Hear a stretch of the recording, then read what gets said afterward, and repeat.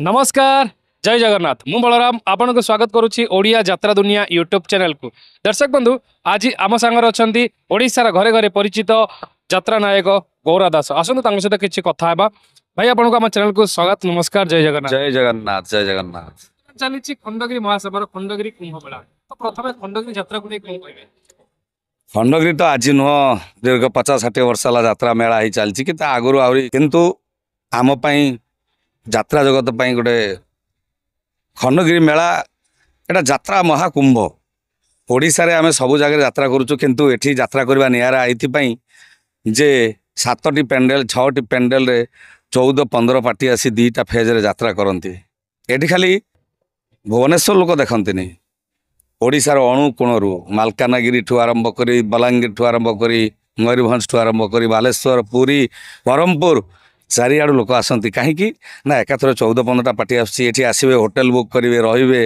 यात्रा देखिए ये जो मजा कौटी मिले जमी क्रिकेट खेल रे लीग मैच खेला हुए सब जगह किंतु जिते फाइनाल मैच खेला जाए से समस्त इच्छा थाए आमे फाइनाल को जीवु आउ ये खंडगिरी मैदान टा हूँ से परिस्थिति ये यात्रा करने यारा समस्त इच्छा थाए समस्ते चाहती आमे भल करी कला प्रदर्शन कर लोके देखिए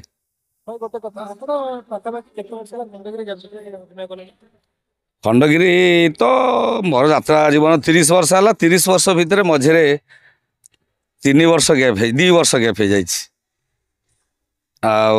जो कोरोना जो वर्ष है 2019 मसीहा आसते आम तापर कोरोना 2 वर्ष गला गत वर्ष पलि जाइली बांगालोर यही समय धौली गन्नाट थी सेठी भी ओडिशार भल पाइबा मु बांगालोर अनुभव करी गौर दास को ओडिशा लोक एत भल पाती सेठी 4 जन बाउंसर रही मो सांगे मुझे खुशी लगिला माने खाली से बांगालोर 100 किलोमीटर भी लोक आसी जाता देखा आसते बाहर को बाहर आसिले गौर भाई सांगे फोटो उठेवा ये जो खुशी से भली खुशी आज ये यात्रा मैदान खंडगिरी लगुच दीर्घ 3 वर्ष पर मु 4 वर्ष पर खंडगिरी यात्रा कली जाऊ लोकंर भल पाइबा अच्छी 2 दिन धरी आम सेकेंड फेज रे स्वप्न महल टीम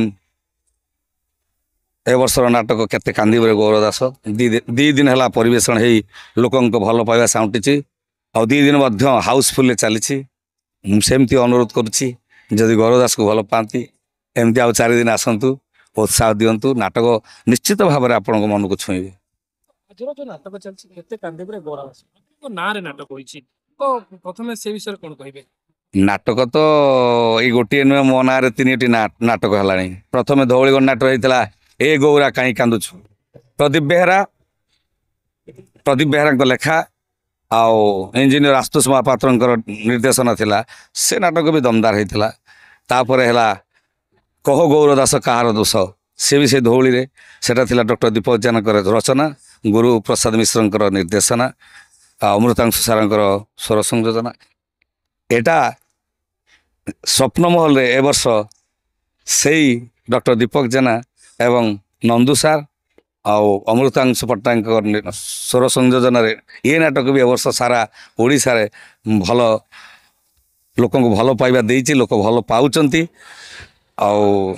ना को नहीं करवा कथा जो कहले मु तो से किसी जानी मालिक राइटर डायरेक्टर कथा है कि तेणु गौर दास को जब भल पाँच गौर दास चलती चलो गोटे कथा नाटक एमती कौन अच्छी जे कि खंडगिरी कुंभ मेला 2 राति हाउसफुल चली आगू भी चलो कहीं दर्शक कहते ना आम नाटक बार बार आस नहीं नाटकर गप कहानी बहुत दमदार अच्छी एवं संलाप डॉक्टर दीपक जानकर संलाप बहुत ओजनिया रही जोटा कि लोक हृदय को छुँची स्वर संयोजना भी बढ़िया करम अमृतांशु सार नाटक टाइटल सॉन्ग लव सॉन्ग सब बढ़िया है नाटक बहुत दम अच्छी देखिले जानवे नाटक सहित जो कलाकार अभिनय समस्त परफॉर्मेंस बढ़िया अच्छी मो सांगे तो मो नमिता अच्छी सी आज न धौली गन्नाट मो सांगे 5-6 खंड नाटक कर चित्त बाबू अनिमा आम से विलियन सत्य मोर सांग भूमिका कर नरी सबू आर्टिस्ट भी ସମକକ୍ଷ ଆର୍ଟିଷ୍ଟ ଅଛନ୍ତି, ତେଣୁ ଲୋକଙ୍କୁ ଭଲ ଲାଗୁଛି। ଏଇ ନାଟକର ଗୋଟେ ସୁନ୍ଦର ସଂଳାପ। ହେ ନମିତା, ନିଜର ଲୋକମାନଙ୍କୁ ବଡ଼ ବଡ଼ ଭୁଲ ସବୁ ଛୋଟ ଛୋଟ ଦେଖାଯାଏ। ଘୃଣା କରୁଥିବା ଲୋକ ଛୋଟ ଛୋଟ ଭୁଲକୁ ଦୂରବୀକ୍ଷଣ ଲେନ୍ସ ପକେଇ ପରୀକ୍ଷା କରେ। ତମେ ପରା କହୁଥିଲ ତମେ ଯୋଉଠି ରୁହ ଯେମିତି ରୁହ ମୋର ହିଁ ରୁହ, ନର ବା ଗୁଞ୍ଜରେ ଅସସ୍ତମା ହତ। ମୁଁ ତ ଖାଲି ସେତିକି କହିଛି। ମୋର ଏଇ ଛୋଟ ଛୋଟ ଭୁଲ ସବୁ ତମକୁ ଏତେ ବଡ଼ ବଡ଼ ଦେଖାଯାଉଛି କାହିଁକି? ଆପଣ କିଛି ସମୟ ପୂର୍ବରୁ କହିଲେ ଆପଣ ଯାଇଥିଲେ ବେଙ୍ଗଲୋର ଭଳି ଗଣନାଟ୍ୟରେ ୟାର ପ୍ରେମରେ ନାଟକ ଥିଲା। ଆପଣଙ୍କ ବହୁତ ସେଠି ଥିଲା, ଆମେ ସେଇଠି ମଧ୍ୟ ଉପସ୍ଥିତ ଥିଲୁ। ଆପଣ ଯୋଉ କହିଲେ ଆପଣଙ୍କ ସାଙ୍ଗରେ 4 ଜଣ ଡାନ୍ସର ବି ଥିଲେ, ସେଇ ଯୋଉ ଓଡ଼ିଶା ବାହାରକୁ ଯାତ୍ରା ଯାଉଛି ସେଠିକାର ମାହୋଲ କେମିତି ଥିଲା ଏବଂ ସେଠି କେତେ କଣ ଭିଡ଼ ଥିଲା ସେ ବିଷୟରେ କିଛି କହିବେ? ସେଠି ତ ମାନେ ମୁଁ ତ ଦେଶୀ ଯୋଉ ପଡ଼ିଆ ତ ଭର୍ତ୍ତି, ମୁଁ ଆଉ କଣ କହିବି। ଲୋକ ଭିତରେ ମାତ୍ର 3,500 4,000 ଚେୟାର ପଡ଼ିଥିଲା, କିନ୍ତୁ ମୁଁ ଯାଇ ଭିତରେ ପ୍ରଥମ ଦିନ ଯାଇ ଭିତରେ ଦେଖିଲା ବେଳକୁ ଭିତରେ ବି ଫୁଲ, ବାହାରେ ଲୋକ ଫୁଲ। କୋଉଠି ପଶିବେ?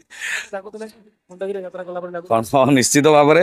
ଆଉ ମାନେ ଏତେ ଭଲ ଲାଗୁଥିଲା, ମୁଁ ନିଜକୁ ଏତେ ମାନେ ମୁଁ ଭାବୁଥିଲି ଯେ ଭଗବାନ, ଓଡ଼ିଶା ଲୋକ ମୋର ଭଗବାନ।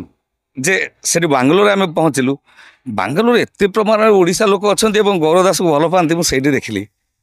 ଆଉ ଗୋଟେ କଥା, ଯାତ୍ରା ସ୍ୱପ୍ନ ମହଲର ଆଉ କୋଉ କୋଉ ନାଟକରେ ଆପଣ ଅଭିନୟ କରୁଛନ୍ତି? ନା, ଏ ବର୍ଷ 3ଟି ଯାକ ନାଟକ ଦମଦାର ହେଇଛି। ଖଣ୍ଡଗୀତ ତ ଗୋଟେ ଟ୍ରେଣ୍ଡ ରହିଛି, ଯୋଉ ନାଟକ ହବ ସବୁଦିନ ହବ। ଆଉ କିନ୍ତୁ ଆମର ଅଜୟ ସ ଏବଂ ତାପସ ସ୍ୱାଇଁଙ୍କ ନାଟକ ହାରିବନି କେବେ ବାପର ପୁଅ, ସେ ବି ବଢ଼ିଆ ଦମଦାର ହେଇଛି। ଏବଂ ଆମର ନିହାର ମହାନ୍ତି ଆଉ ବଳିଆ ସାରଙ୍କ ନାଟକ କେମିତି ହେଲା ଏମିତି ପ୍ରେମ, ସେ ବି ବହୁତ ଭଲ ହେଇଛି। ଏବଂ ପୁରୁଣା ନାଟକ ବି 2 ଖଣ୍ଡ, ସ୍ନେହ କାଙ୍ଗାଳ, ଝିଅ ତୁ ଅପରାଜିତା, ନାଟକ ବଢ଼ିଆ ଅଛି ସ୍ୱପ୍ନ ମହଲ, କିଛି ଅସୁବିଧା ନାହିଁ। ପୂର୍ବରୁ ଦର୍ଶକମାନଙ୍କ ପାଇଁ ଏକ ସୁନ୍ଦର ଆପଣଙ୍କ ମନକୁ ସୁନ୍ଦର। ବହୁତ ଲୋକ ମୋତେ ଯୋଉ ଖରାପ ଝିଅର ଗପ ନାଟକ, ସେ ନାଟକ ଡାଇଲଗ କଥା କୁହନ୍ତି। କଣ କହିବି ଲୋ ବୋଉ, ମୁଁ ତ ଆଜି ସମସ୍ତଙ୍କ ଆଗରେ ଦୋଷୀ ପାଲଟି ଯାଇଛି। ବୋଉ, ଗୋଟେ ଦୋଷୀର କଣ ବିଚାର ହବ ସେଇଟା ତ ଅଲଗା କଥା। ମୋ ବିଚାର ହେବା ପୂର୍ବରୁ ମୁଁ ବୋଉମାଙ୍କୁ ଗୋଟେ ପ୍ରଶ୍ନ କରିବି। ବୋଉମା, ମୁଁ ତମକୁ ଏ ଘରକୁ ନେଇ ଆସିଛି, ମୁଁ ତମକୁ ଏ ଘରରେ ସାନ ବୋହୂର ମର୍ଯ୍ୟାଦା ଦେଇଛି। ମୁଁ ତମକୁ ଏ ଘରକୁ ନେଇ ଆସିବା ଦିନଠୁ କେବେ ଭାବିନି ତମେ ମୋ ଭାଇ ବୋଉ, ମୁଁ ତମ ଦେଢ଼ଶୁର। ମୁଁ ଭାବି ନେଇଛି ତୁ ମୋ ଝିଅ, ମୁଁ ତ ବାପ। ସେଇ ବାପ ଆଜି ଗୋଟେ ଝିଅକୁ ପଚାରୁଛି, କହରେ ମା, ମୋ ନାଁରେ ଯୋଉ ନିନ୍ଦା ଅପବାଦ ଉଠିଛି ସେ କଥାଟା କଣ ସତ?